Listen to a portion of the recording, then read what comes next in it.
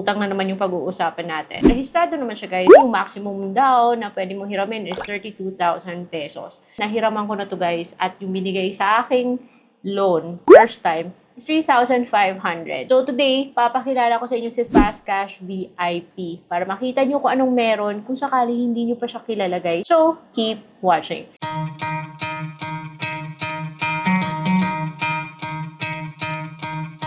Hello everyone! Welcome back to another vlog. It's Ate Red here and dito sa channel, nagre-review po tayo ng iba't ibang mga online loan platforms. And in the end of my video, I hope you'd be able to make an informed decision. Kung bago pa kayo sa channel ko, please consider subscribing if ito yung mga topics na gusto nyo.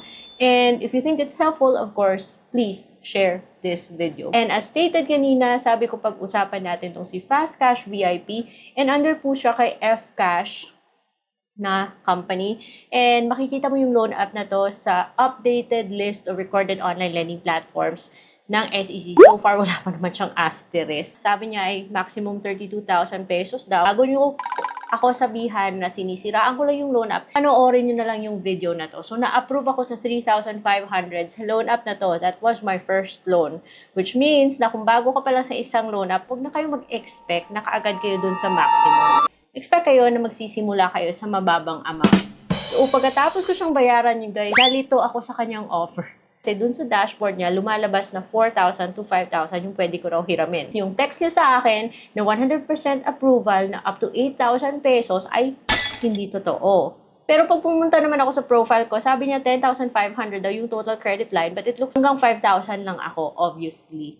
So, nung last kong loan, 2 installments po siya, and I had to pay it in 30 days. Yung second loan ko, syempre, if you're interested, pipindutin mo yung repayment term up to 60 days. And hindi mo na kailangan mag-encode ng mga information mo kasi dati ka nang ginawa mo yan. If you wanna see yung step-by-step talaga ng process, you can check my old vlog. Ayan po, the link is in the description box below kasi follow-up na lang po to. 4,000 na loan, dalawa lang pipilian, yung minimum 4,000, yung maximum 5,000, and sabi niya 30 days, 45 days, and 60 days. Familiar siya, di ba? Kasi guys, na-notice ko, kung nasa Huawei Gallery ka, alam nyo, pag sinearch mo si Fcash, parang ganon sila ni Mr. Cash. Kaya parang parehas yung terms nila. So, kung 30 days, then there 2 payments po siya kasi 15 days apart. Kung 45 days naman, pay payment. So, magbabayad ka every 15 days. So, depending on the term na napili mo, just click submit. Doon mo makikita sa next page kung magkano yung matatanggap mo. Unfortunately, meron po siyang ibabawas na 15% na service fee, which is actually outrageous po siya, guys. And para sa akin, hindi maganda yung mga loan apps. So, ganito yung kinakaltas. I mean, magbabayad ka na nga ng interest na pagkalaki-laki. Kasi 10% per installment to, Tapos, babawasan ka pa ng 750. So, sa 5,000 na loan, yung matatanggap mo is 4,250 na lang. Then, after 45 days, kung 3 payments ka, you end up paying 6,000. So, ang laki-laki talaga, guys. Parang 1,800 talaga yung nakuha niya sa'yo. Which I think it's kind of unfair kasi mahal na nga yung service fee, mahal pa yung interest niya. Dapat pinag-iisipan yung mga ganitong klaseng loan app. And sabi niya may promo, yung ganun. Every time na nagte-text siya, may promo siya, pero parang hindi naman totoo. So, ayun guys, meron pa siyang dinagdag as a sort of reminder na may penalty siya daily basis to 1% per day. Kung hindi ka makakabayad on time, may late payment fee pa na deducted one time. Ano ba yan? 1%. But the point is, yun, mahal yung fees niya. Mahal yung interest, mahal yung service fee, at lagot ka pa pag na-late ka or hindi ka makabayad. So, meron po siya mga pa-promo, mga referral bonus, which hindi mo yan makukuha as cash, but parang discount yan sa loan mo. Pero para makuha mo yung bonus na yun, magre-refer ka. Damay-damay bis. Okay lang naman sana mag-refer kung yung loan app okay na okay, tapos recommended, tapos confident na confident ka. Pero sa ganito, makagawa mo kaya yun sa kapamilya or kaibigan mo na i-refer sa loan app na ang laking bawas. Dapat pinag-iisipan bago nyo i-take yung loan app na to. And kung sakali i-click mo yung submit, magsi-selfie ka muna. There's a risk na baka hindi ka ma-approve sa second loan because all loans are subject to approval and usually the evaluation process takes into consideration a lot of things like your credit history, your history with other loan platforms. So, huwag kang kampante, guys. Careful talaga tayo sa mga ganitong mga loan apps. Yung loan app na to ay tumatanggap po ng mga IDs na National ID, SSS card, TIN, UMID, passport, driver's license, voter ID, number, PRC. Ba't may ID? Ba't may ID? Ba't may number pa? And then PhilHealth ID and Postal ID. This screenshot was taken from my previous video kung saan pinakita ko sa inyo yung step-by-step process ng pag-apply.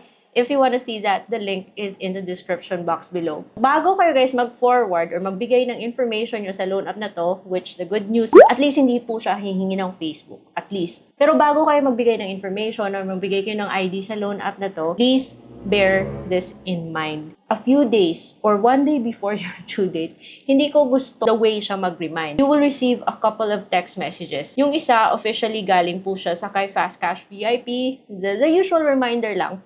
Yung isa naman, ay manggagaling sa unknown number or parang random number.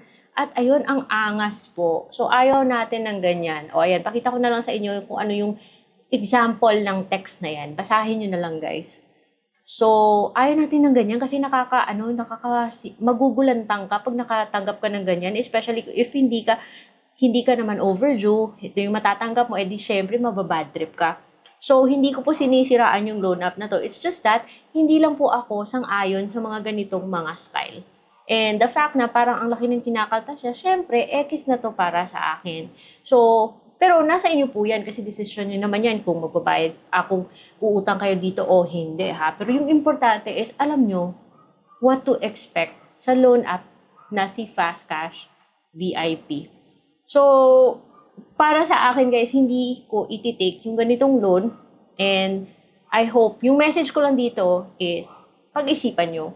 Kasi ang laki po ng interest niya, 10% per installment and may babawas pa siya, which I think is not right. And hindi ko gusto yung tone ng kanyang mga collector. Ayoko kasi ng stress, guys. So, kung gusto nyo, nasa inyo na po yan, and at least rehistrado naman siya. Kaso yun nga lang, pag-isipan nyo lang, please.